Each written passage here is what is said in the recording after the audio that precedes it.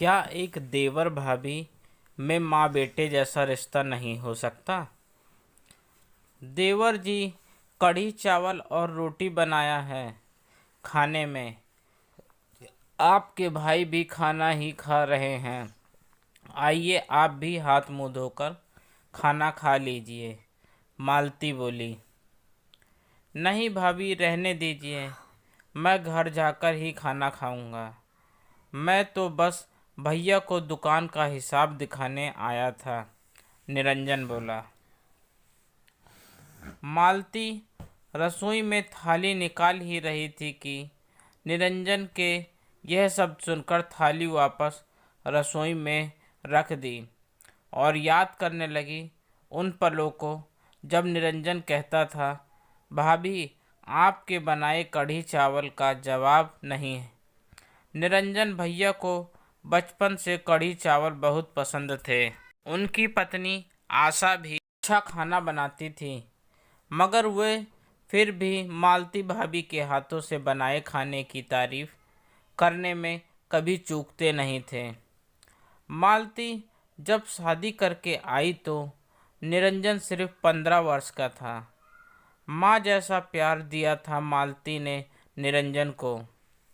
निरंजन आओ खाना खा लो कहते ही निरंजन झटपट खाने की टेबल पर आ जाता।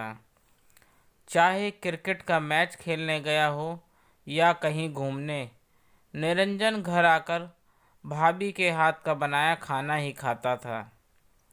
निरंजन की माँ मालती को कहती, अपने देवर को नाम लेकर मत बुलाया करो। मालती, भले ही उम्र में तुमसे बहुत छोटा है तो क्या हुआ, है तो तुम्हारा देवर ही ना। तुम्हारी आदत एक बार नाम लेने की हो गई तो कल के दिन उसकी शादी होगी तब भी तुम उसे नाम से बुलाओगी, और निरंजन की पत्नी को बुरा लग गया तब क्या करोगी। मालती हंसकर कहती, अरे माँ जी, निरंजन मेरे बेटे जैसा है। मुझे निरंजन को भैया बोलना अटपटा लगता है। निरंजन कहता, इसलिए मैं आपको भाभी माँ कहूँगा। भाभी क्योंकि मुझे आप माँ जैसा प्यार करते हो। दोनों देवर भाभी में खूब पटती। मालती के सारे बाहर के काम निरंजन कर देता, यहाँ तक कि कभी कभार भाभी माँ के घर के कामों में भी मदद कर दिया करता। कभी मेथी और धनिया साफ कर देता तो कभी उनके बच्चों को बाहर घुमा आता। निरंजन भी धीरे धीरे बड़ा होता जा रहा था। अब सासू माँ ने भाभी माँ को ही जिम्मेदारी सौंप दी एक अच्छी सी दुल्हन ढूंढने की।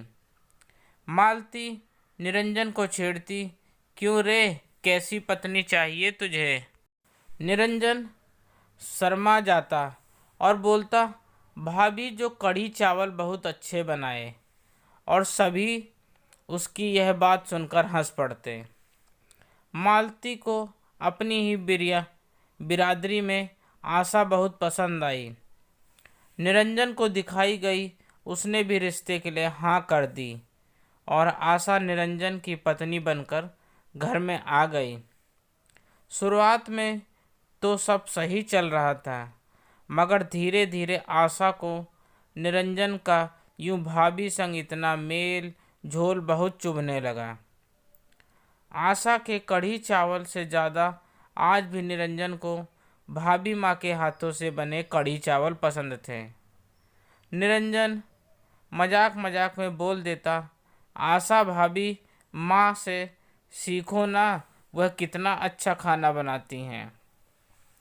निरंजन का भाभी माँ के लिए यह सम्मान कब आशा का जलन स्रोत बन गया, शायद आशा भी नहीं जानती होगी। मालती का आज सर बहुत दुख रहा था। आदतन वह निरंजन से बोली, निरंजन जा पास के मेडिकल से दवाई ले आ जो तू हमेशा लाता है। निरंजन भी अपने काम छोड़कर पहले दवाई लेने गया। आशा जल भुन उठी और बोली, यूं गैर के पति से कभी घर के काम करवाना तो कभी अपना काम करवाना आपको शोभा नहीं देता भाभी। आपकी उम्र तो देखो, कितना फासला है आप दोनों के बीच उम्र का, मगर फिर भी डोरे डालने से आप बाज कहाँ आओगी। आज निरंजन की पत्नी आशा ने देवर भाभी के रिश्ते पर लांछन लगा दिया था। मालती बोली, अरे आशा, बेटा है वो मेरा, बेटे जैसा प्यार दिया है मैंने उसको। मैं जब शादी करके आई, गुल्ली डंडा खेलता था। तुम्हारा पति उम्र में तो छोटा था ही, साथ ही अक्ल में भी। भाभी माँ नाम का अर्थ नहीं समझ पाई तुम अब तक। शर्म आती है मुझे तुम्हारी सोच पर। निरंजन भी जब तक कुछ सुन चुका था, वह गुस्से से बोला, आशा, मैं सपने में भी नहीं सोच सकता था कि तुम इतना गंदा सोच सकती हो। आशा भी गुस्से में बोली, आप मेरे पति हो, इस घर के और भाभी माँ के नौकर नहीं समझे। अब मैं इस घर में पल भर भी नहीं रुक सकती। एक हफ्ते बाद ही निरंजन को दूसरा मकान देखना पड़ा और वे लोग हमेशा के लिए अलग हो गए। मालती को आशा की बात चुभ गई थी। उसने देवर भाभी के रिश्ते पर दाग लगा दिया था। इसलिए मालती ने कभी निरंजन और आशा से बात नहीं की और ना कभी उन्हें घर वापस बुलाया, ना कभी उनके घर गई।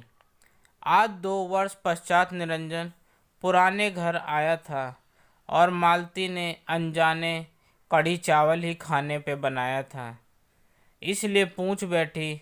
मगर निरंजन जानता था अगर यहाँ खाना खा लिया तो आशा गुस्सा हो जाएगी, इसलिए ना बोलकर अपने घर को चल दिया।